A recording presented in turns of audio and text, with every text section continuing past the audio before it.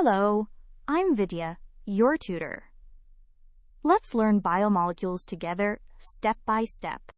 In this chapter, we study biomolecules, the chemical building blocks of life, including carbohydrates, proteins, lipids, nucleic acids, and enzymes. Carbohydrates are made of carbon, hydrogen, and oxygen. They are the main energy source.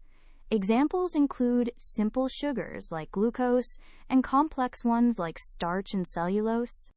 Proteins are long chains of amino acids joined by peptide bonds. They build tissues, transport substances, and act as enzymes, carrying out a huge variety of functions. Lipids, such as fats and oils, store energy and form membranes.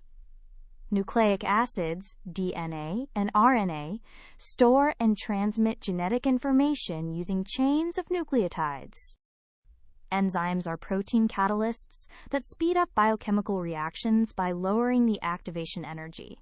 They are highly specific, fitting their substrate like a lock and key. All these biomolecules take part in metabolism. Anabolic reactions build larger molecules, while catabolic reactions break them down, releasing energy for the cell.